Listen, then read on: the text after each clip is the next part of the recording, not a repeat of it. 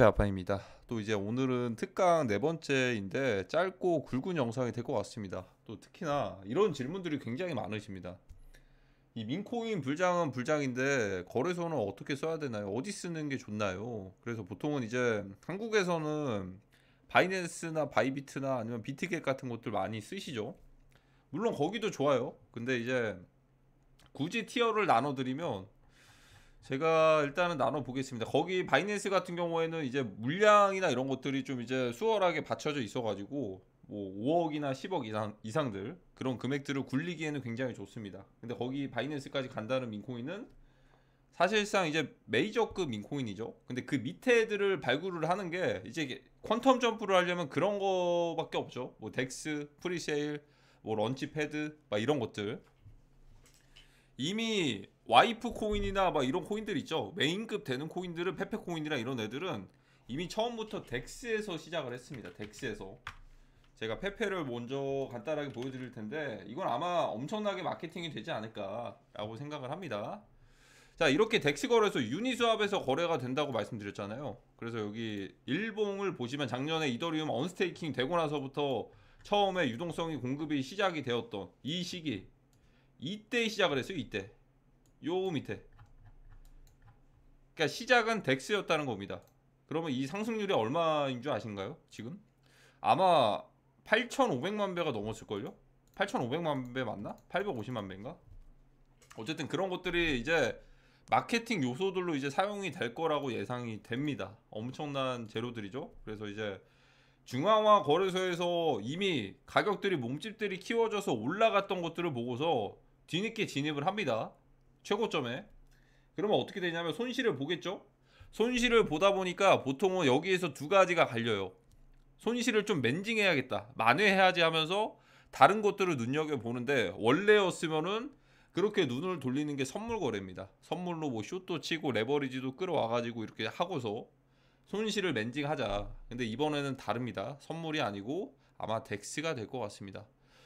나는 페페코인의 최고점에 물려 있어요. 저는 만약에 예를 들어서 뭐 1억 원을 들어갔는데 그게 마이너스 3천이 됩니다. 가만히 물려 있는데 여기저기서 소식들이 들려오는 거예요. 누가 프리세일에서 그냥 상장하자마자 뭐 5배가 올랐네. 누가 덱스에서 샀는데 1,000만 원 넣어놨는데 그게 뭐 이제 5천이 됐네. 뭐 1억이 됐네. 이런 소식들. 과감하게 이제 중앙화 거래소에서 손절들을 하고 메타마스크를 만들고 이더리움 들고서 이 덱스 대전에 참전하는 모습들을 볼 수가 있을 겁니다. 그것들이 오기 전에 미리 가격들을 올려놓는 거예요. 여러 가지들을 다 이제 부가적으로 얻을 수가 있거든요. 페페코인의 가격들이 올라가면 덱스에서 시작해서 얼마까지 올라갔다라는 마케팅 요소들이 될 수가 있고, 두 번째는 최고점에 뒤늦게 들어왔어요. 만약에 뒤늦게 들어왔는데 손실들을 좀 만회를 해야겠죠. 두 가지 선택지가 있다고 말씀드렸죠. 선물로 이제 맨징을 하거나 아니면 덱스다, 이번에는 덱스다라는 거죠. 덱스 거래소나 아니면 뭐 이제 다른 것들, 다른 먹을거리들로 이제 맨징들을 하려고 디지털 지갑들을 만드는 모습들이 굉장히 또 이제 빈번하게 발생을 할 겁니다. 자, 그러면 이건 덱스고, 덱스에 대한 강의들은 제가 1강, 2강, 3강 이렇게 나눠가지고 해드렸으니까 그 강의들을 좀 보시면 될 것 같습니다. 그러면 이제 거래소들 선정하는 기준들이거든요. 그래도 최소한의 거래소들 어떤 것들이 좋은지 일단 제가 티어별로 나눠드릴게요. 거래소를 그냥 거래소들 이 나눠진 티어는 괜찮다고 보시면 됩니다. 자, 국내는 당연히 아시겠죠. 업비트, 빗썸, 코인원. 근데 해외 거래소만 제가 따로 볼게요. 1티어, 2티어, 3티어. 자, 3티어는요 쿠코인, 게이트, 아이오, 또 MEXC. 굳이 나누면은 이 정도? 비트겟, 크라켄, 비트파이넥스. 얘네는 좀 근본 예전부터 해왔으니까 좀 올릴게요. 그리고 이제 비트파이넥스가 있고, 그리고 이제 후오비가 있고, 그리고 비트 스탬프도 뭐 넥슨이나 이런 데서 뭐 인수를 했으니까 좀 긍정적으로 볼게요. 그리고 이제 뭐 재민인가? 네. 그리고 이제 크라켄 이 정도가 있는데, 사실 제가 뒷부분에는 다 이제 속어법으로 그냥 아예 지워버릴 겁니다. 그리고 1티어라고 한다면 이제 바이낸스, OKX 이제 바이비트 코인베이스 정도가 있겠죠. 근데 굳이 따지면 바이비트가 한 2티어 정도로 내려가는 게 맞다고 생각을 하거든요. 아 물론 근데 현물 거래량이 굉장히 많이 늘어나긴 했어요. 자 이 정도. 근데 민코인이랑 관련이 없는 곳들이 얘네 왜 지워버리냐면 저기서 거래할 거면 그냥 바이낸스에서 하면 되니까. 자 그리고 굳이 뭐 두자면 이렇게 있을 것 같아요.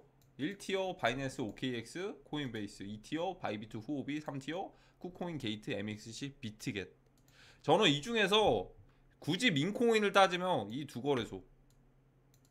아 근데 맥시가 좀 힘을 좀 써줄지 봐야 될 것 같아요. 아직은 거래량이 좀 많이 뺏기고 있거든요. 그래서 이제 굳이 따지면 이 세 가지 거래소가 될 것 같습니다. 쿠코인, 게이트, MEXC 3티어는.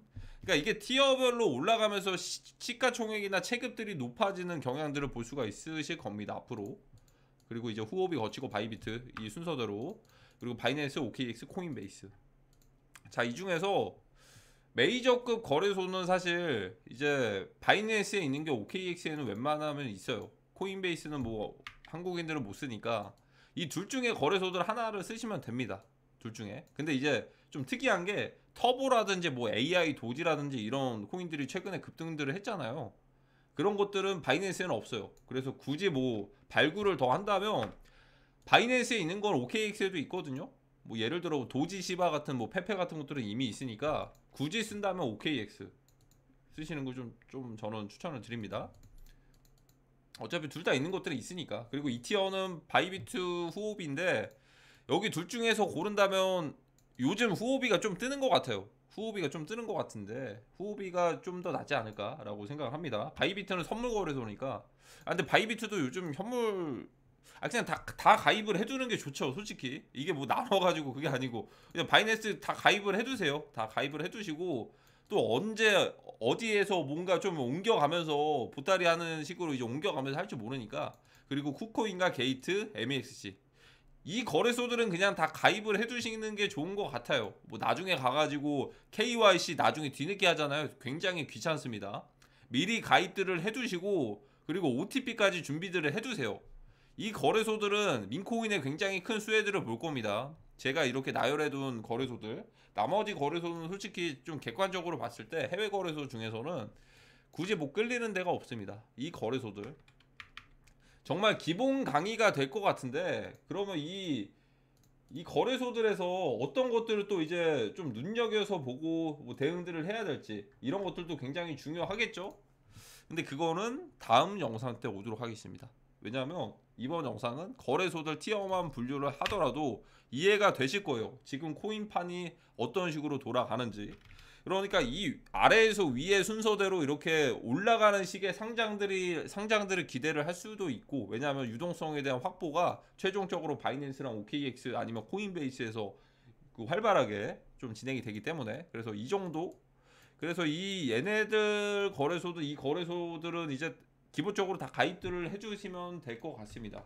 그리고 주소창에다가 pepeapa.com을 누르시면요, 제가 그 수수료 할인 이 레퍼럴 코드가 다 있지는 않아요. 그래서 다 있지는 않는데 게이트랑 OKX랑 MXC랑 바이비트 신규로 가입하실 때 이 그 링크로 가입들을 하시면 거래 수수료도 할인도 되고 또 이제 레퍼럴에 따라서 나중에 뭐 이제 여러 가지 혜택들이 제가 뭐 지금은 뭐 대회 같은 거 뭐 할 생각이 없거든요. 왜냐면 민장이니까.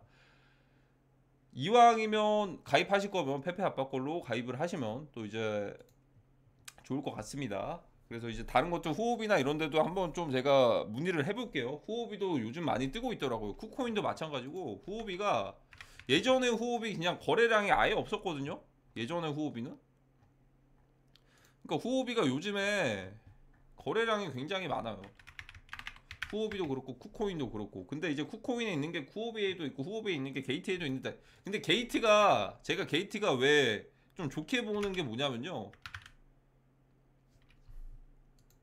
게이트를 좋게 보는 게 예전에 게이트에만 상장되어 있었던 이 게이밍 관련된 코인이 있거든요. 이거 리서치랑 분석이 아니에요. 뭐 코인EX에도 있는데 게이트가 거래량이 가장 많잖아요.